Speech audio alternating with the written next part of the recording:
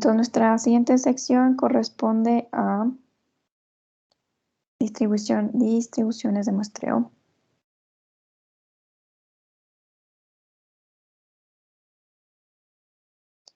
Y se llaman así porque se van a basar en una muestra y en estimadores puntuales a través de esa muestra. Entonces queremos saber qué distribución tiene X barra, qué distribución tiene S cuadrado o P, ¿sí? Eso es lo que vamos a hacer ahora. Lo que vamos a empezar es por la distribución del estimador de la media muestral. Entonces diremos, nuestro primer caso es la distribución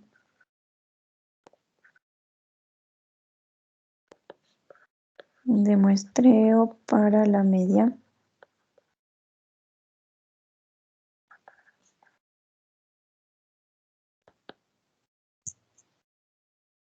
Entonces, si nosotros vamos solamente a identificar dos casos, si es que se conoce sigma o no se conoce sigma. Vamos a asumir para este caso que se conoce la media mu, pero el único parámetro que vamos quizás a conocer o no es la varianza o la desviación estándar sigma. Entonces, sabemos que si se conoce sigma, por el teorema del límite central, X barra, o sea, todo esto se cumple para una muestra aleatoria.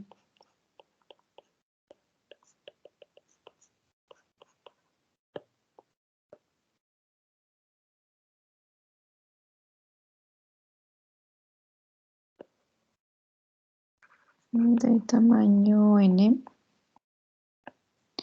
Entonces, X barra sabemos que es el promedio de esas variables aleatorias. Y sabemos que por el teorema del límite central, si cada una de estas tiene media mu y varianza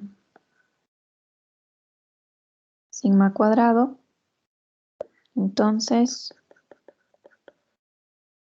la distribución que tiene X barra es normal con parámetros mu y sigma cuadrado. Y además sabemos que podemos estandarizar esa distribución cuando ustedes restan la media y dividen para la desviación estándar. Eso definía una variable z que tenía distribución normal con media 0 y varianza 1. Eso es lo que hemos hecho todo este tiempo.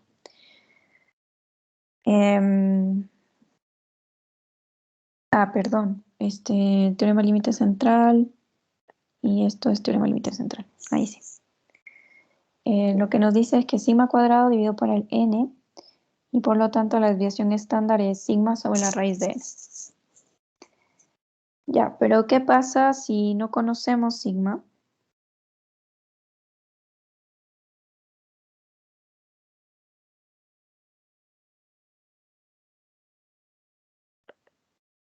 La propuesta es que reemplacemos ese sigma que aparece acá por un S.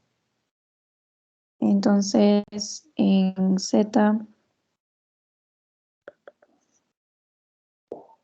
lo que podemos hacer es considerar la media menos mu, que sí conocemos, sobre S, la raíz de n.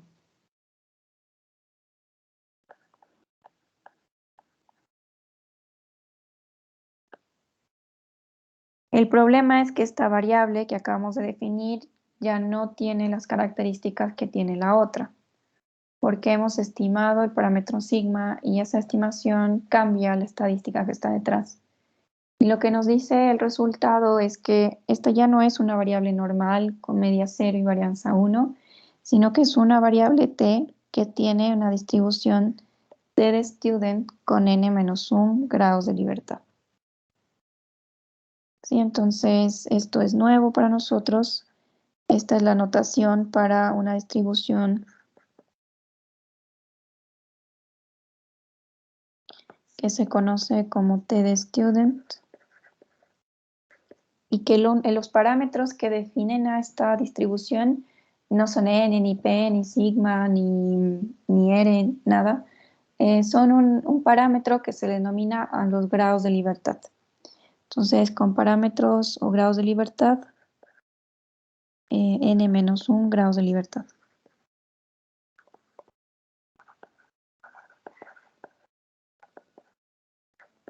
Sí, este es su parámetro, esto es lo que define la variable t de student.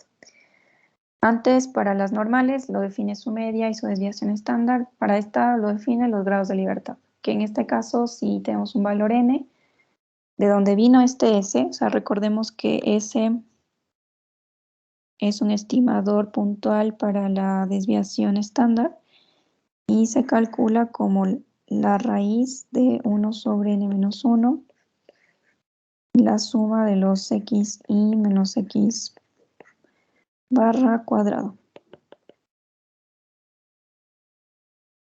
Entonces fíjense que los grados de libertad de la distribución dependen del tamaño de la muestra que ya hemos utilizado para encontrar ese estimador puntual. Entonces utilizamos a 20 personas, entonces T tendría 19 grados de libertad. Y los grados de libertad tienen una relación con la cantidad de valores que uno puede elegir. Y en este caso lo que nos dice es que si nosotros tenemos 5 personas y conocemos el valor, el resultado, la observación de 4 de ellas, entonces tenemos la libertad de elegir uno. ¿Sí? Entonces uno dice, tiene 4 grados de libertad porque nos queda uno que dependería ya del resultado final. Si conocemos la desviación estándar, uno puede despejar de ahí el valor de la quinta persona. Algo así son los grados de libertad, es un tema un poco más complejo de lo que les digo, pero es eso, como lo dice su nombre, es cuánta libertad tenemos de elegir alguno de los datos de la muestra.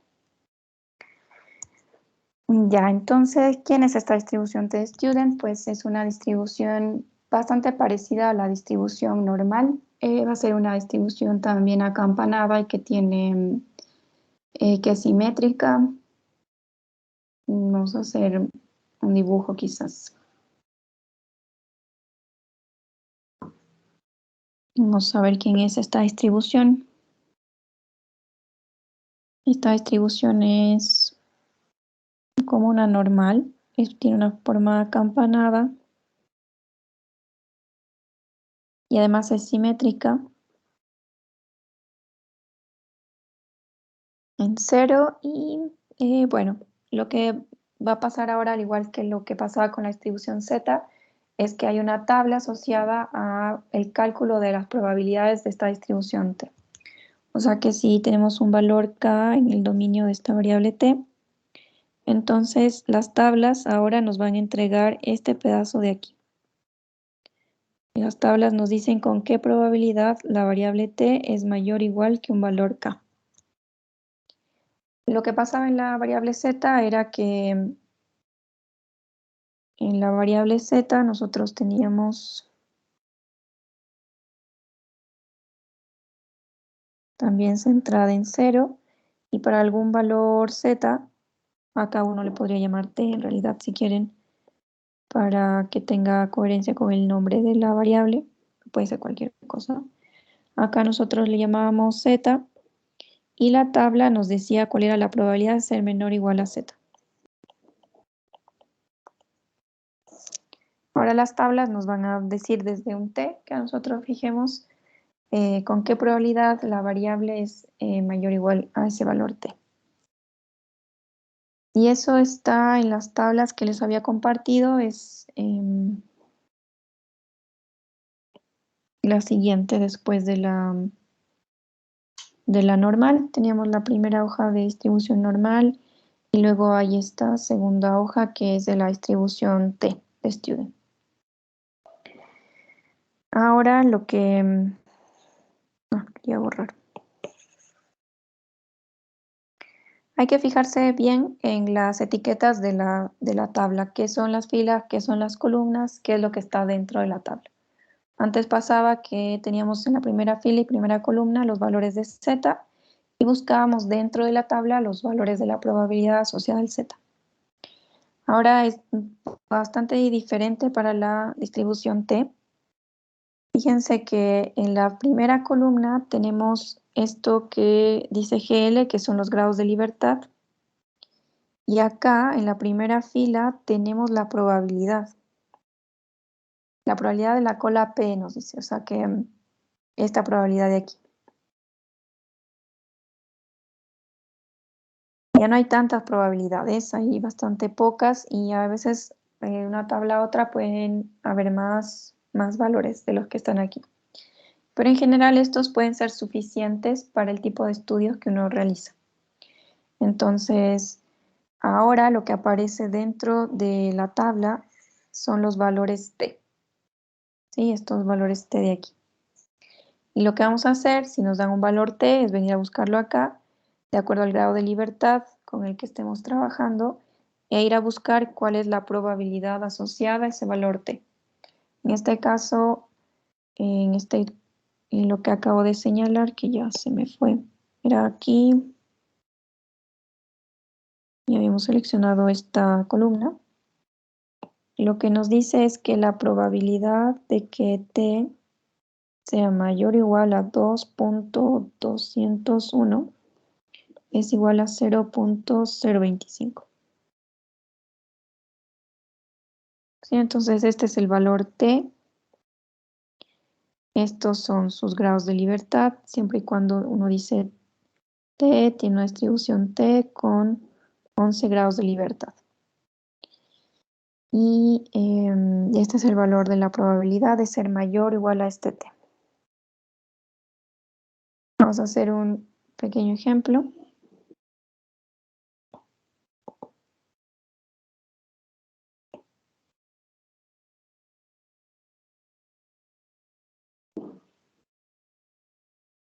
Ya.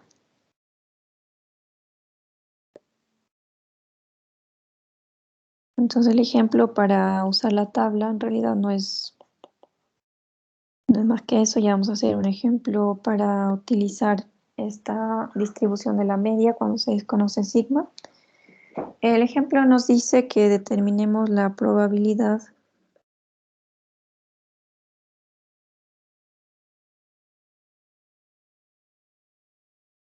de que una variable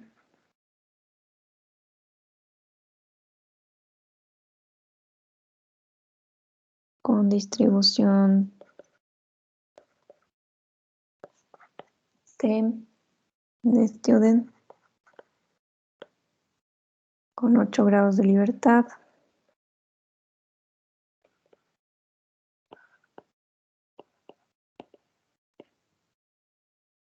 tome valores menores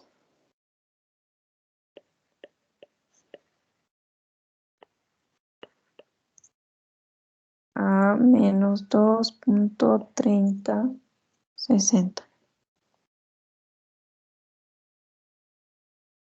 Entonces dice que existe una variable T que tiene una distribución T student con 8 grados de libertad. Entonces lo que nos preguntan es la probabilidad de que la variable T tome valores menores a menos 2.3060. Ahora es menor estricto, pero uno puede poner menor igual porque la T está representando una variable aleatoria continua. Entonces, de paso, esta T es una variable aleatoria continua, como la distribución normal. Si no, el gráfico sería unos puntos nada más, si fuera discreta. Pero acá la gráfica es continua, por lo tanto la función es continua. La variable, perdón. Listo, entonces lo que habíamos dicho es que la tabla solamente nos da valores de los t mayores o iguales a un t minúscula. En este caso, este sería un t minúscula. Pero la tabla nos da los mayores, entonces usemos el complemento ahora para cambiarnos hacia el otro lado. Entonces nos quedaría que esto es 1 menos la probabilidad de que t sea mayor a menos 2.3060. Y esto lo podemos ver en la tabla, buscando este valor en la tabla. Ahora vamos a ver qué pasa. Si se fijan, t, que es lo que está adentro, son solo valores positivos. Entonces uno dice, y ahora si es que yo tengo un valor negativo, ¿cómo lo busco? Pues justamente utilizando la simetría de la distribución. Vamos a poner que es simétrica.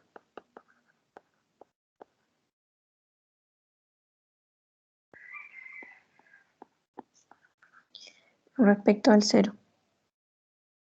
Entonces, ¿qué pasa? Que si ustedes quieren calcular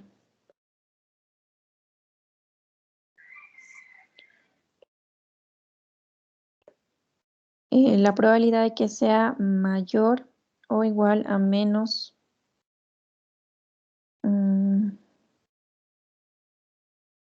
queríamos primero, inicialmente, perdón, queríamos esto de que sea menor o igual que menos, que menos 2,3060. Eso es lo que queríamos. Sí, inicialmente lo dijimos, nos da lo mismo hacer uno menos lo que sea mayor. Ahora, no nos sirve tampoco porque no tenemos para los negativos todo lo que es mayor. Entonces, lo que sí podemos hacer es, por simetría, buscar acá el 2,3060 positivo y garantizar, de hecho es un poquito más allá para que me ayude el gráfico. No, quería que llegue. Bueno, da igual, ustedes me creen que esto es simétrico. No, mejor me quedaba el otro. ¿Qué pasa? Es que en mi gráfica no está simétrica y por tanto no me coincide la altura de la gráfica. Pero bueno, digamos que era esto y que esta parte de aquí es igual a esta por la simetría. ¿Sí? Lo que es mayor a 2,3060, que es el positivo, es igual a lo que es menor a su negativo. Entonces, en realidad, ni esta ni la segunda nos sirven. Lo que nos permitiría responder a la pregunta es cuando t es mayor o igual que el positivo. Las tres cosas son lo mismo, pero con la primera no podemos porque nos dice menor o igual y eso no lo vemos en la tabla. Con la segunda podríamos, pero tampoco porque la tabla no nos da valores negativos. Y con la tercera sí, porque tenemos un valor positivo en t. Y que es igual a lo que sería menor a su negativo. Ahora vamos a la tabla a buscar 2,3060. 2,3070. 3060. Pero no, perdón, antes de esto. Voy a borrar esto. No, no es así tan directo. Lo primero que hacemos es los grados de libertad. Eso es lo primero que miramos.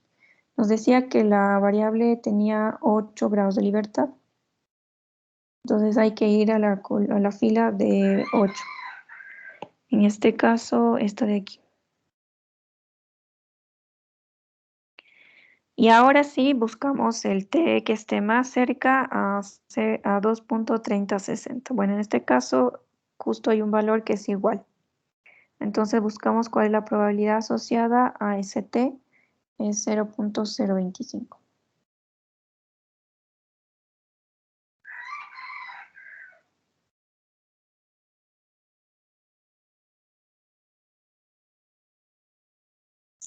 Entonces lo que es mayor a ese valor es 0,025, pero es simétrico, entonces lo que es menor al negativo es lo mismo.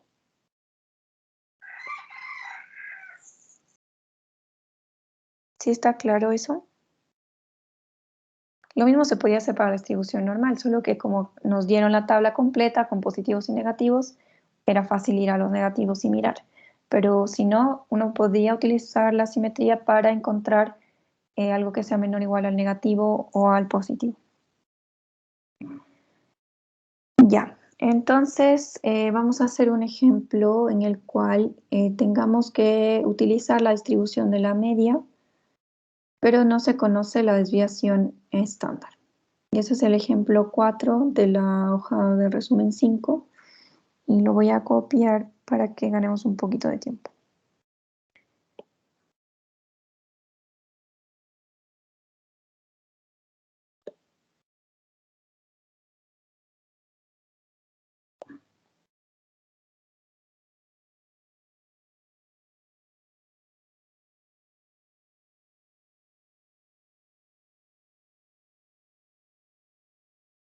Inge, disculpe, tengo una Sí, pregunta ahí. ¿No era uno menos esa probabilidad? sí, sí, justo, no, está bien, solo que habíamos elegido un camino que no era factible. Ya te muestro de nuevo. No, lo único que dijimos, bueno, como no podemos hacer con los menores iguales, utilicemos acá el complemento. Sí, eso es lo que hicimos. ¿Y qué nos dice la propiedad del complemento? Que si nosotros tenemos, acá era menos 2.3060, entonces podríamos calcular todo este pedazo y restarle 1. Sí, esto es todo lo que es mayor. El problema con esta segunda opción, digamos, es que en la tabla no hay valores negativos. O sea, si uno quiere ir a buscar el menos 2.3, no está. Entonces, no hay valores negativos. No podemos utilizar el complemento. Entonces, al final descartamos esta opción porque en la tabla no hay valores negativos. Entonces, buscamos una tercera opción, que era esta de acá, aprovechando la simetría. Esto es por simetría. La simetría nos dice que si queremos calcular esto, que es menor o igual a 2.3, que es todo esto de aquí,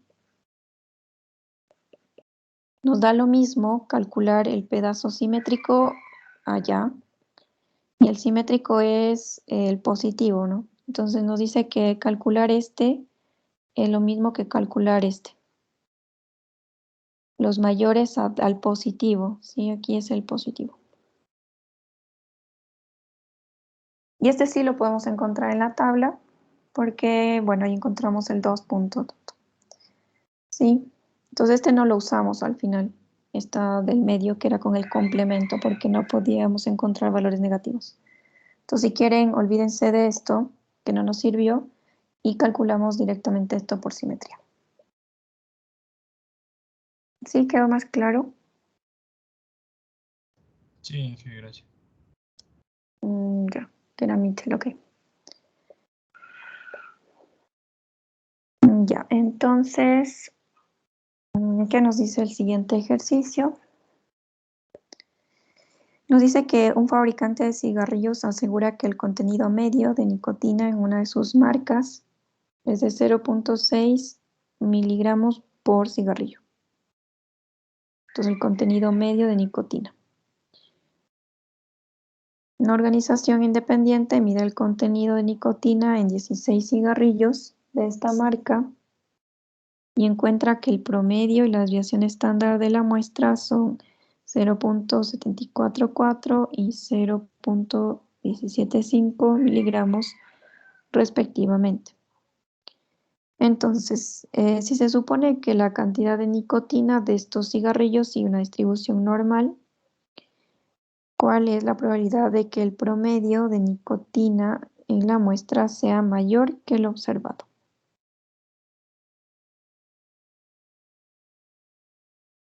Ya, entonces, vamos viendo qué es lo que nos pregunta. La pregunta al final recae sobre el promedio de nicotina. Por una parte tenemos el contenido de nicotina y por otra el promedio de una muestra de 16 cigarrillos. Entonces definamos primero esta variable que es el contenido de nicotina, la cantidad de nicotina en un cigarrillo cualquiera.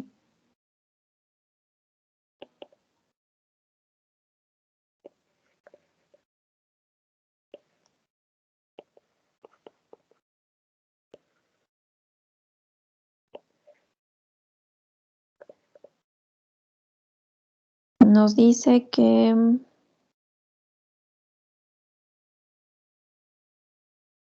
vamos a observar a 16 cigarrillos. Nosotros tendríamos, no sé, 1, 2, 3, 16 cigarrillos. Cada uno tendría un valor, si quieren llamarle a esta XY para un cigarrillo Y. Entonces, la cantidad de nicotina para cada uno de esos cigarrillos, parecido a lo que hacemos en teorema límite central. Sí, vamos viendo la cantidad de nicotina que tiene cada cigarrillo, pero al final nos preguntan sobre el promedio, entonces lo que vamos a hacer es considerar el promedio sumar todas las nicotinas de cada uno y dividirlo para el total, que son 16. Ya, entonces nos dice que se fue midiendo un valor X1 de nicotina para el primer cigarrillo, otro para este y un X16. Y el resultado del X barra, que era la suma de los XY 1 sobre 16, es 0.744. Y para la desviación estándar de la muestra, que recuerden si es muestral, entonces puntual, la desviación estándar es 0.175.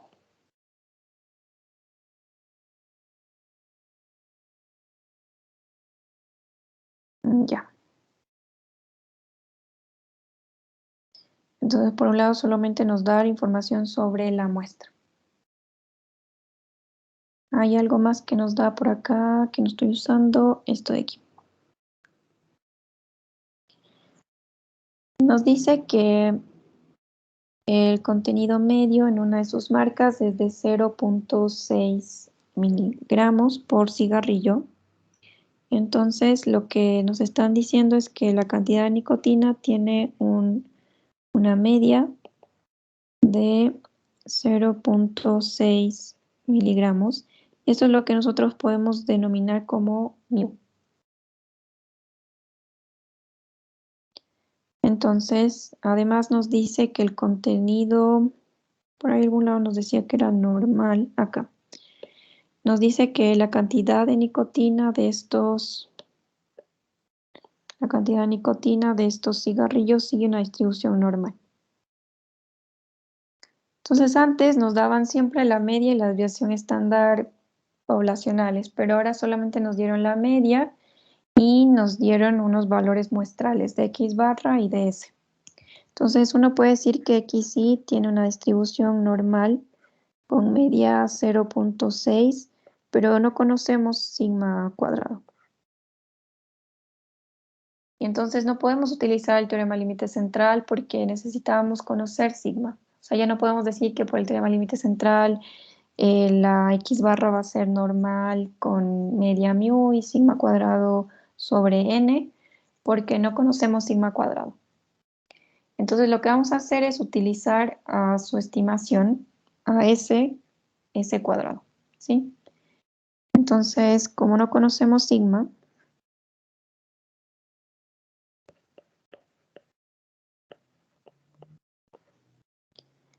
utilizamos S. Y hacer esto, pues ya nos dice qué distribución sigue la variable t, que era la variable t, era la X barra menos mu sobre S y la raíz cuadrada de n. Sabemos que estas tienen una distribución t con n-1 grados de libertad. Aquí conocemos mu, conocemos S, conocemos n y vamos a poder despejar X barra. Eso es lo que nos pide. Lo que nos están diciendo es cuál es la probabilidad de que el promedio en la muestra sea mayor que el observado.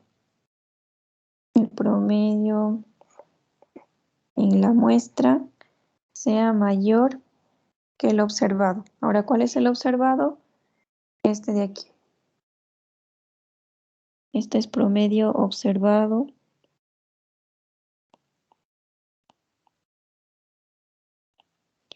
Y la pregunta es ¿con qué probabilidad supera ese valor?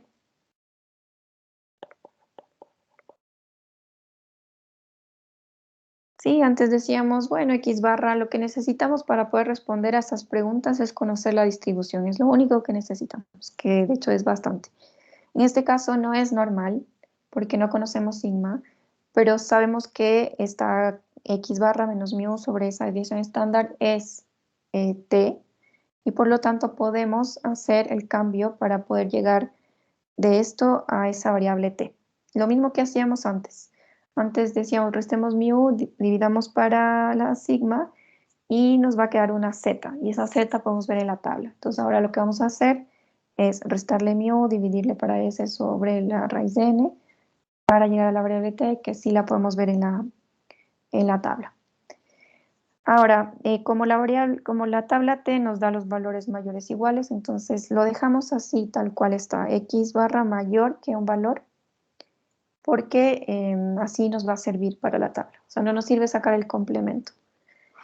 Así que lo que uno hace es decir, bueno, esto es lo mismo que si yo le resto, o sea, creo que los primeros ejercicios que hacíamos, uno dice, yo quiero que x barra sea mayor a 0.744. Entonces, si le restamos mu, en este caso es 0.6, sí, esto es mu. Le restamos 0.6 y luego lo dividimos para S, que es 0.175, y esto sobre la raíz de 16.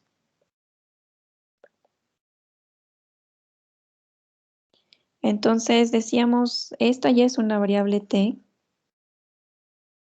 y por lo tanto estas dos cosas de acá eran iguales. O sea, esto es un t, esto es lo mismo que t sea mayor que 0.744 menos 0.6 sobre esto de aquí.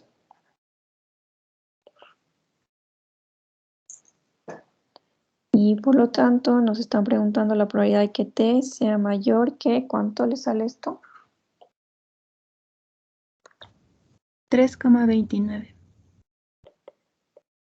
329. Ah, no vimos cuántos decimales tiene t. En general tiene 3, así que podríamos usar 3 siempre. ¿Tiene algún otro decimal este o no? 1. Sí. Ya. Gracias, Emily. Entonces eso ya lo podemos ver en la tabla y ahí estaría respondida la pregunta. Vamos a ver cómo encontrar esto. A ver, primero sabíamos que el t tiene una distribución con n-1 grados de libertad. En este caso, este t tiene una distribución de student con 15 grados de libertad. Entonces vamos a buscar el 15. Y luego buscamos el que esté más cerca a 3.291. Que sería este. ¿Sí? Entonces, dentro de los 15 grados de libertad, esto es lo primero que vemos. Buscamos el t que estamos buscando y luego vemos la probabilidad asociada. Entonces, 0.0025.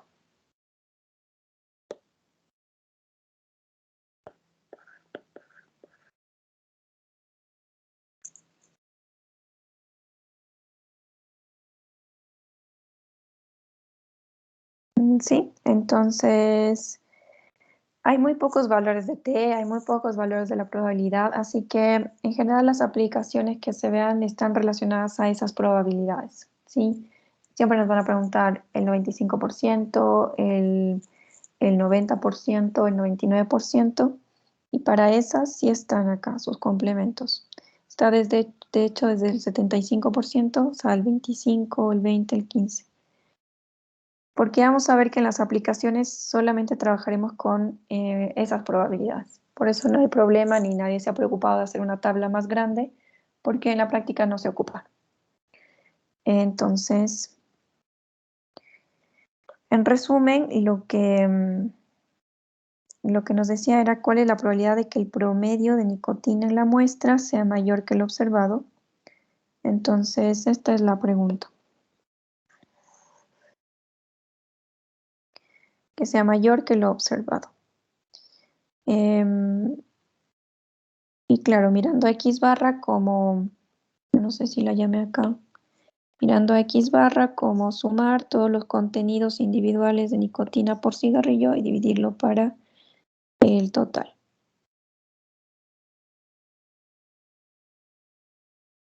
Ahora, lo importante es darse cuenta que ya no tenemos sigma y que por lo tanto no podemos utilizar el teorema límite central, pero sí esta distribución T que resulta de sustituir sigma por S. Entonces, eso, no sé si tienen alguna pregunta o no les quedó claro, quieren que repita.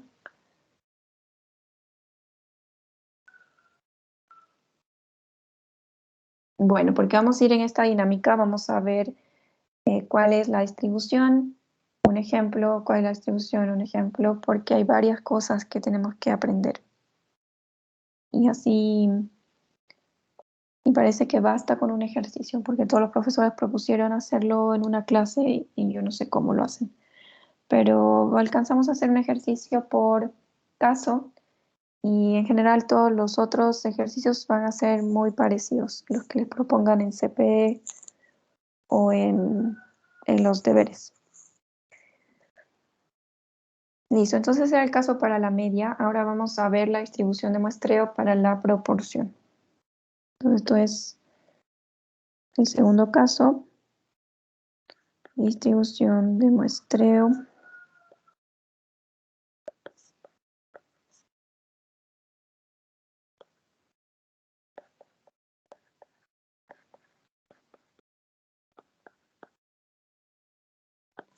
La habíamos notado como una P mayúscula. Regálame un ratito para tomar agua.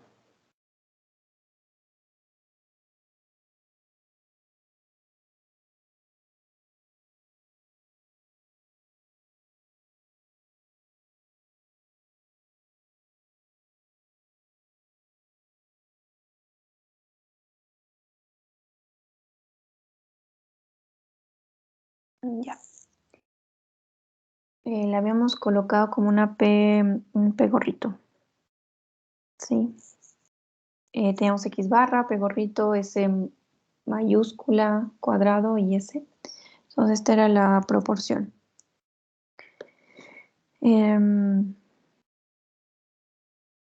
Ya, o sea, necesitaríamos saber de dónde sacarnos una distribución.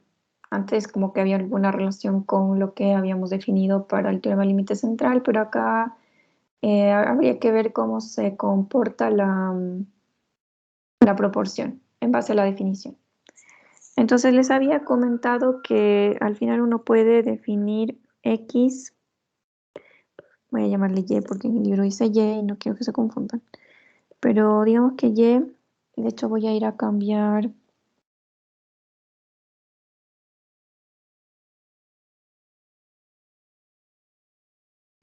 Aquí le había llamado X,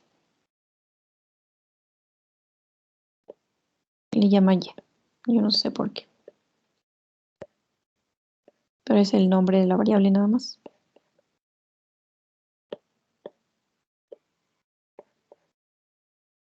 Ya, solamente para que quede igual que el libro de texto y no se confunda. Estoy acá. Entonces, Y es la sumatoria de los resultados que obtengamos de cada una de las variables aleatorias de la muestra, desde 1 hasta n. Ahora, lo que les decía es que esta variable x y solamente toma el valor de 1 o 0.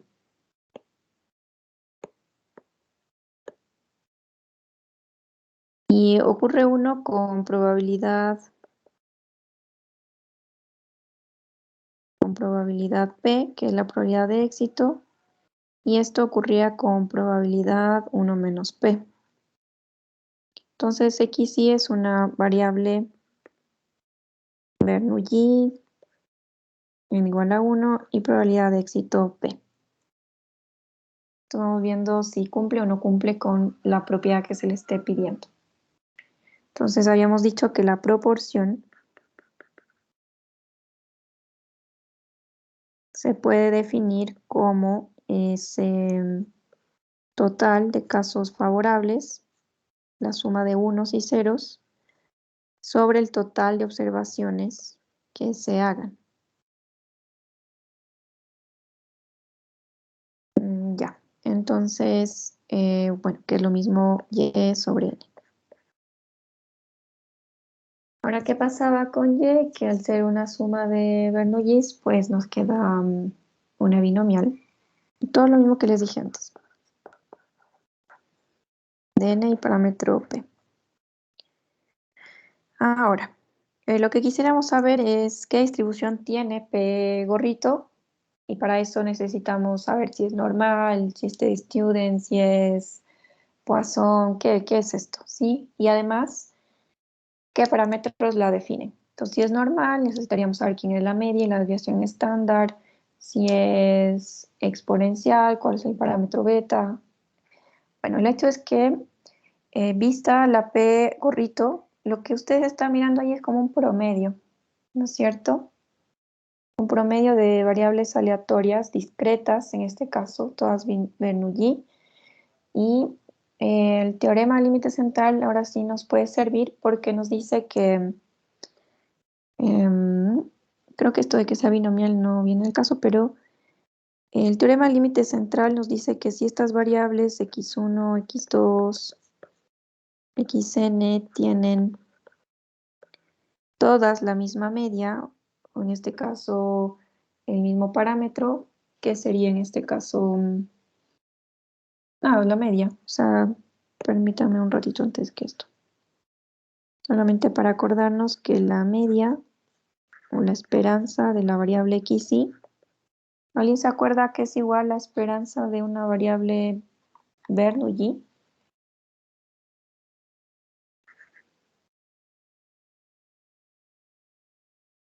N por P. Esa es la binomial, sí, esa es la esperanza de una variable binomial, es n por p, pero como la Bernoulli es con n igual a 1, entonces nos queda p. Y ¿se acuerdan de cuál es la varianza? Varianza de una binomial, si quieren.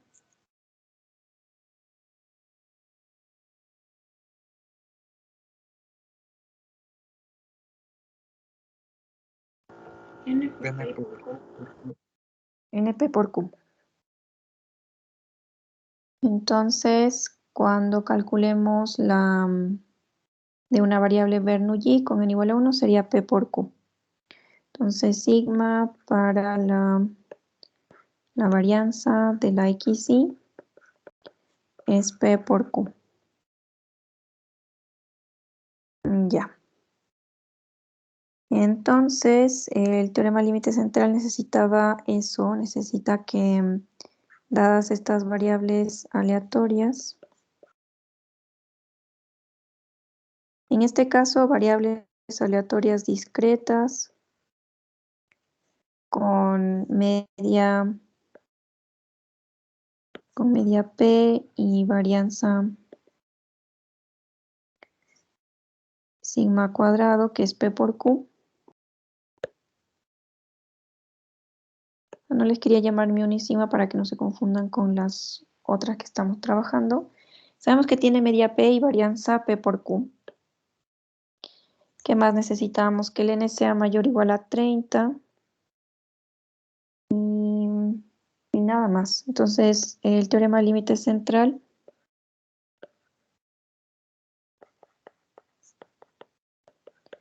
nos dice que el promedio de estas variables, que justamente es P gorrito, que es sumar todas y dividir para n, tiene una distribución normal con el mismo parámetro de la media, P, y con la varianza que sería P por Q sobre N. ¿Verdad? Y eso, entonces hemos descubierto cuál es la distribución para para ese estimador de la proporción P gorrito. Nos dice que es normal con media P y con varianza P por Q sobre N. Qué bueno, ya está. Entonces, al igual que el caso anterior, uno podría decir, bueno, ¿qué pasa si no conozco P? Que es el único parámetro del cual dependería. Y ahí uno podría preguntarse también qué distribución tiene si es que no se conoce P. Por ahora, solamente hasta ahí. Vamos a hacer un ejercicio para utilizar este resultado. Entonces, lo que acabamos de demostrar es que esta proporción tiene una distribución normal con la esperanza de P, si quieren, igual a P, y con la varianza igual a P por Q sobre N. Solamente interpretando la proporción como el conteo de unos y ceros, de variables tipo Bernoulli. Ahora n tiene que ser mayor o igual a 30, ¿sí? Entonces hay que tener cuidado que en los ejercicios nos digan que se tome una muestra de tamaño mayor o igual a 30, porque ese es el fundamento de donde nace que es una distribución normal. Entonces vamos a hacer el ejemplo 5 que está en la hoja de resumen.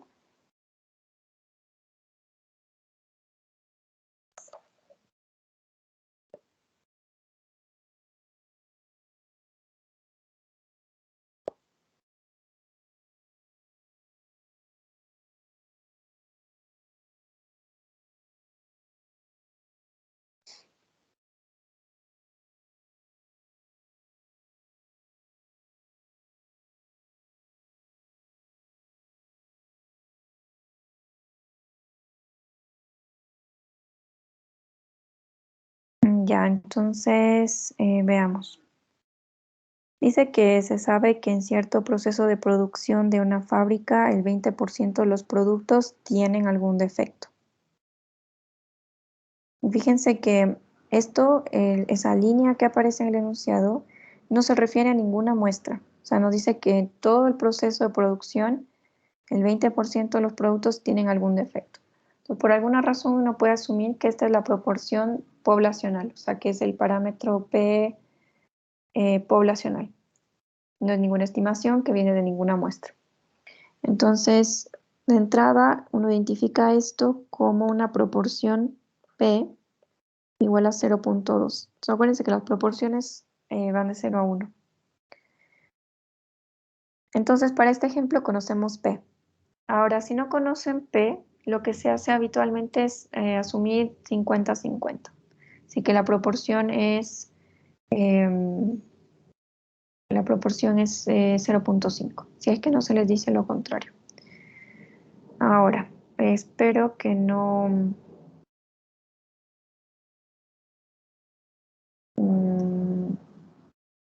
espérenme un ratito.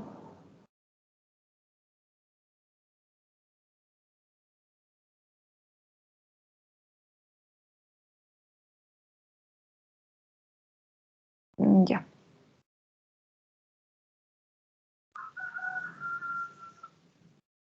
Ya, solo quería saber si no estamos mal utilizando la notación. Ya, es que justamente esta P, no, o sea, es P probabilidad de éxito, pero está relacionada a la proporción poblacional. Entonces, acuérdense acá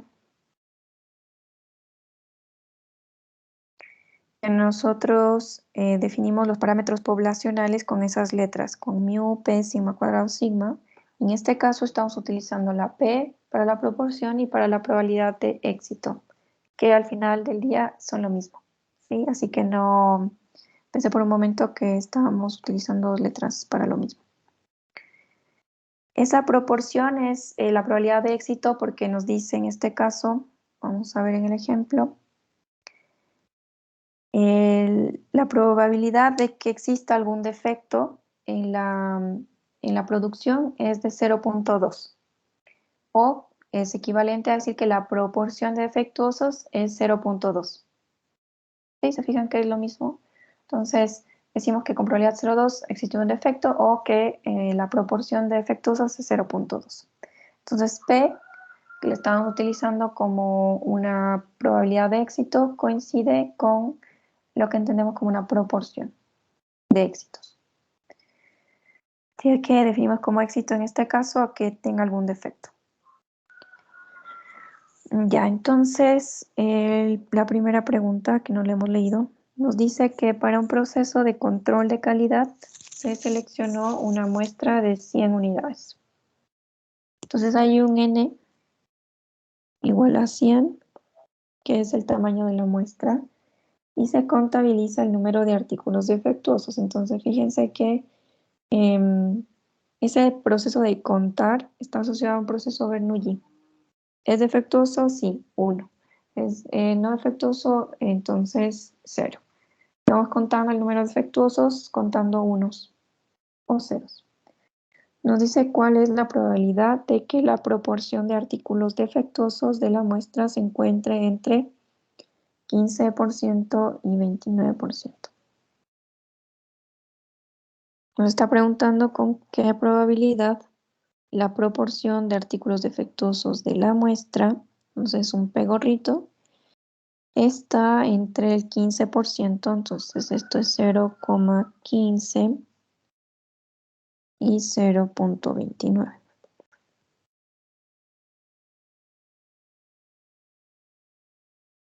Sí, hablando de que P es una proporción.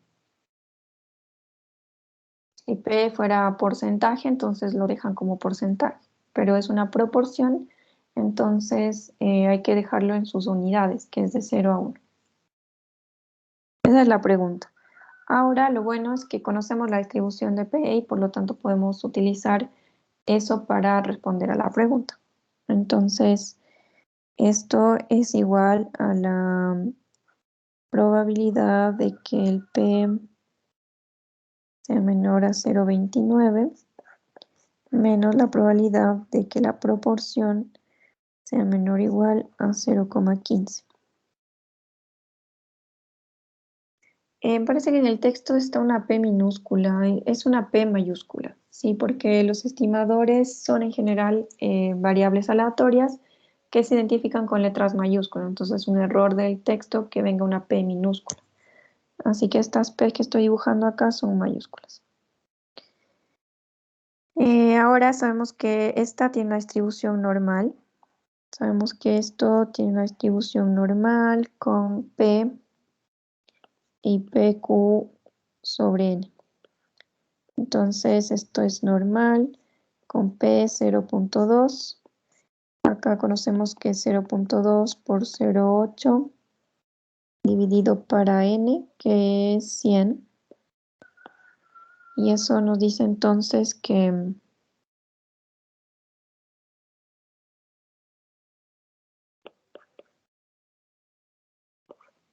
¿cuánto sale esa varianza? 0.2 por 0.8 dividido para 100. 0.16 para 100. Queda muy pequeño. Lo podemos dejar así como... porque les queda 1.6 por 10 a la menos 3, ¿no? Dejémoslo como 1.16 sobre 100.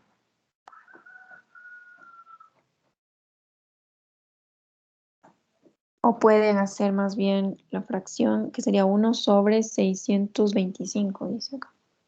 Como quieran.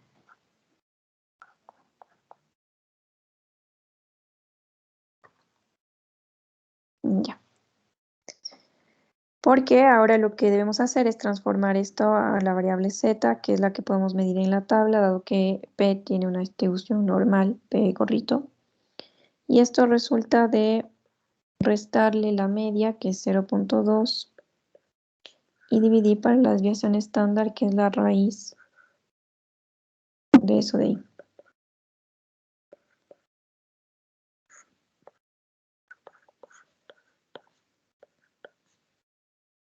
Y ahora es 0,15 menos 0,2 sobre la raíz de 0,16 para 100. Ya, ¿cuánto es eso? Para el primer z.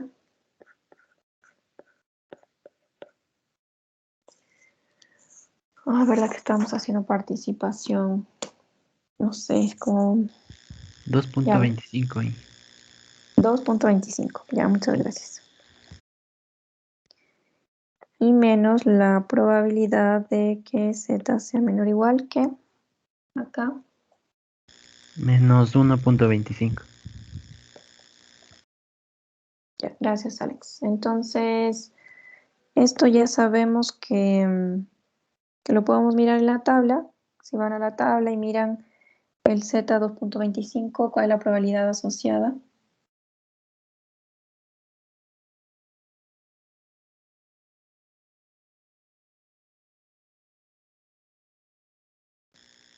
.9878. Ya, y para menos 1,25.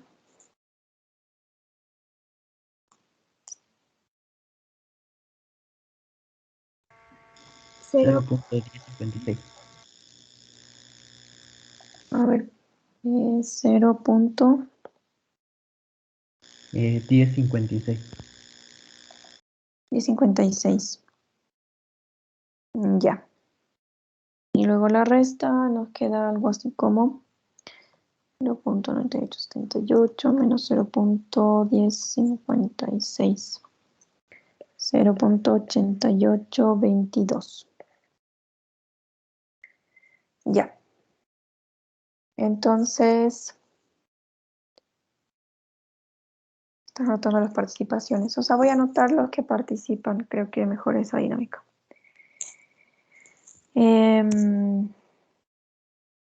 Ya, nos decía que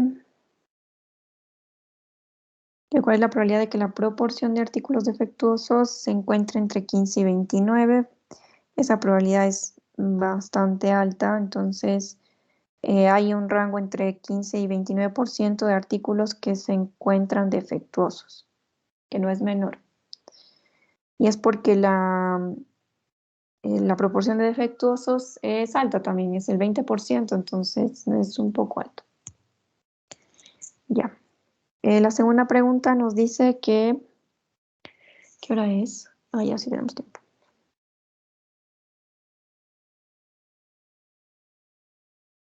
A ver, nos dice que para mejorar el proceso de producción se realizaron algunas actividades de renovación de las máquinas y se desea determinar si estas actividades tuvieron resultados exitosos.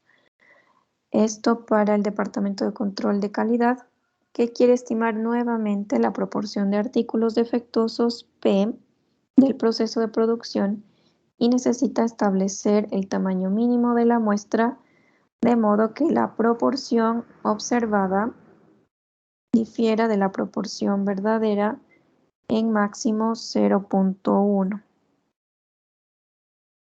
con una probabilidad de al menos el 95%. Entonces dice cuál debería ser el tamaño de la muestra para que se cumplan los requerimientos del departamento. Ya. Entonces, ¿qué haremos aquí?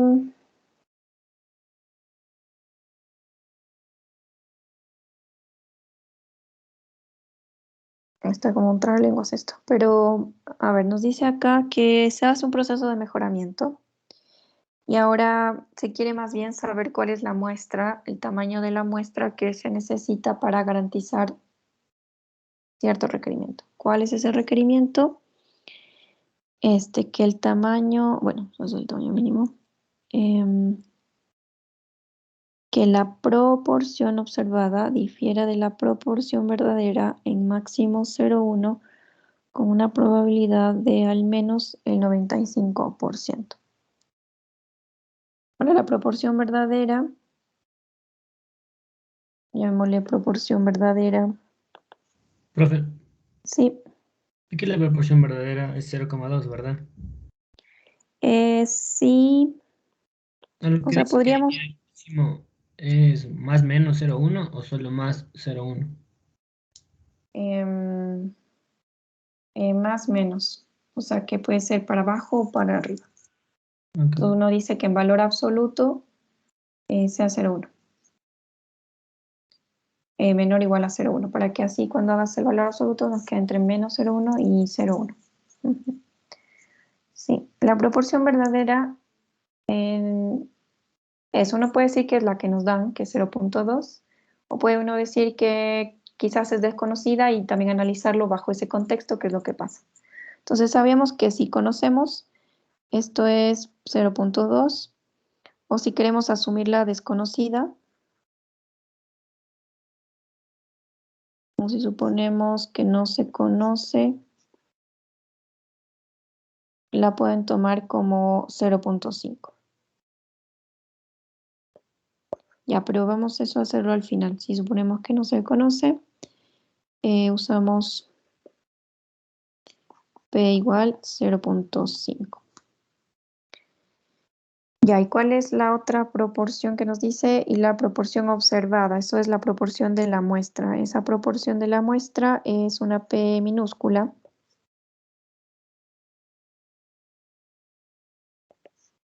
¿Cómo le llamaban? Proporción observada.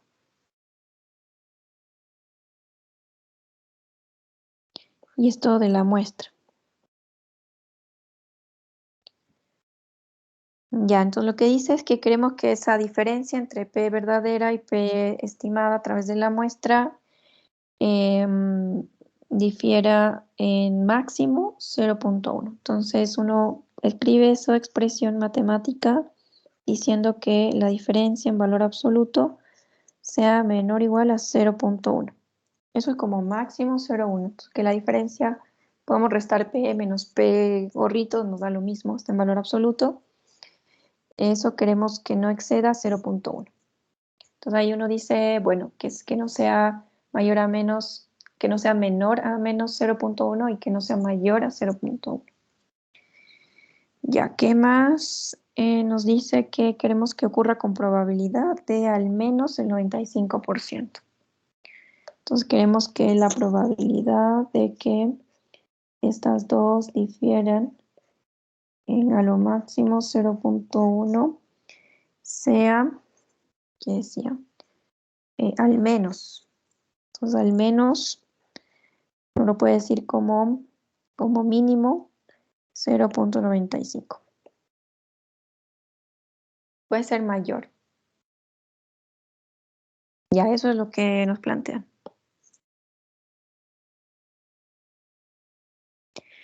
Ahora no se conoce n,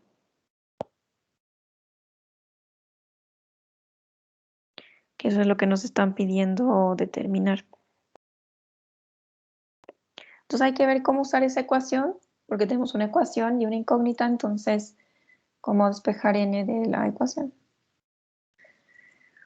Listo, entonces, ¿qué es lo que haremos? Que, ¿dónde aparece n? Pues en la distribución de P mayúscula. Abramos esta probabilidad a ver a dónde nos lleva. Nos dice que la probabilidad de que esto sea menor a 0,1 es la probabilidad de que P menos P sea mayor o igual al negativo y menor o igual a 0,1. Ya, ahora lo que podemos hacer es que, si se acuerdan que este P gorrito tiene una distribución normal con media P y varianza P, Q sobre N. Entonces, cuando nosotros encontramos la variable Z, que es tomar la P menos la P media sobre la raíz de PQ sobre N, sabemos que esto tiene una distribución normal 0,1. Ahora, cuando decimos que esto es un valor para un valor P fijo, o sea, cuando P toma un valor P minúscula fijo, entonces hay un Z minúsculo asociado, que es simplemente el P gorrito menos P sobre la raíz de P de Q sobre N. Sí, eso para un valor fijo. Acuérdense que cuando decíamos que X es igual a un X minúscula, entonces nos quedaba X menos mu sobre sigma. Y uno decía X es, o sea, la probabilidad de que esto es igual a la probabilidad de que Z sea menor o igual a esto. Esto era nuestro Z minúsculo. Bueno, es lo mismo acá. Ahora estamos tomando un P chiquito porque es un valor fijo de la proporción y sabemos que si le restamos P y lo dividimos para esa varianza, la raíz cuadrada, entonces eso es un Z. Ahora, ¿para qué hacemos esto? Porque tenemos algo parecido aquí. Si se fijan, aquí está como el numerador y si le dividimos para eso nos quedaría una variable Z. De hecho, porque pequé de por estar mirando lo que... a ver, esta es la proporción verdadera, está un poco errado mi notación aquí. Esta es la proporción observada, pero vista como una variable aleatoria sería una P mayúscula. Y estas de acá son P's mayúsculas.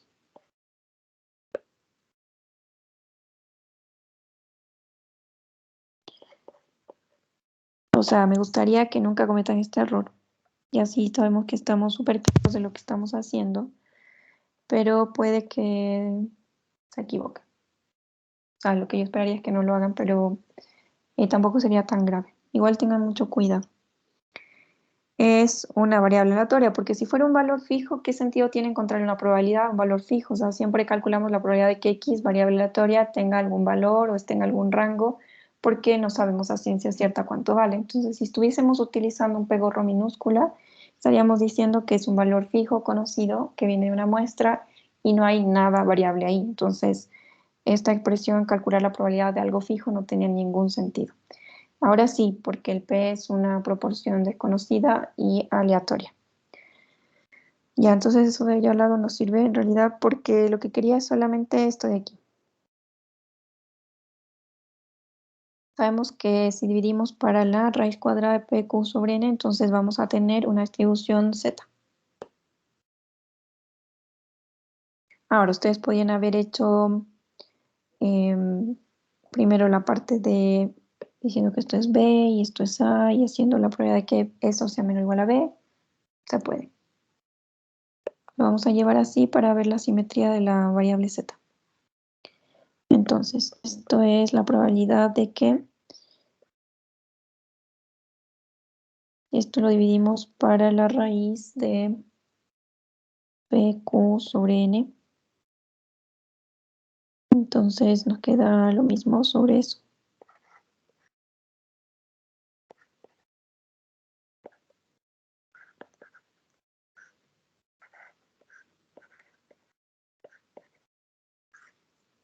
Pero lo que ganamos es que en el medio tenemos una variable Z. Entonces, ahora lo que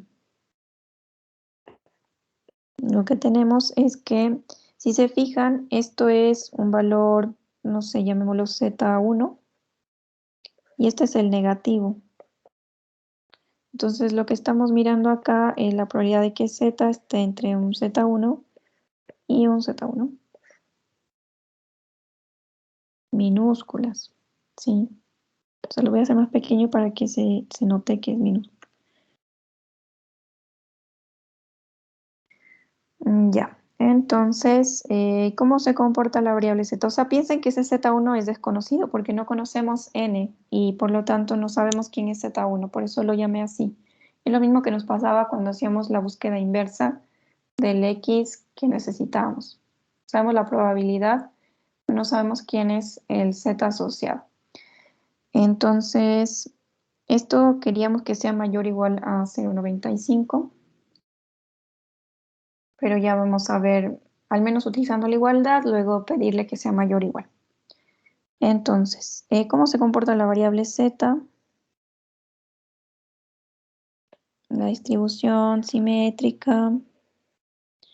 Aquí está el 0. Y por acá estará un z1 menos. Y acá está su simétrico z1. No parece tan simétrico. Ahí. Sabemos que lo que está aquí es igual. ¿Y por qué no me sale igual? Es igual. Y entonces, digamos que esto es un valor P. Entonces esto vale, es que no quiero llamarlo P. Alfa, ¿ya? Alfa, y esto es alfa. Entonces lo que nos queda aquí al medio es justamente 1 menos 2 alfa. Creo que habíamos hecho un ejemplo en clase, pero bueno, no importa. El hecho es que la probabilidad que está acá sería 1 menos 2 alfa. Lo que queríamos es que esta probabilidad sea mayor o igual a 0,95. Volvamos a eso. Entonces, ¿qué pasa si nos preguntamos cuál es el z tal que es igual a 0,95? Entonces, busquemos z1.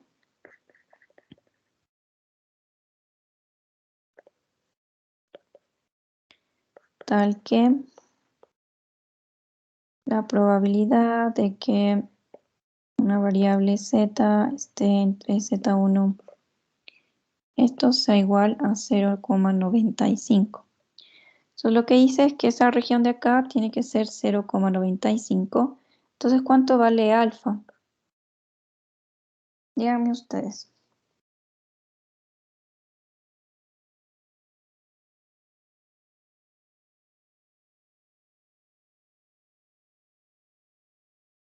Cero coma 0,025. Exacto, sí, 0,025. Y este también 0,025. Así si sumamos todo nos da 1.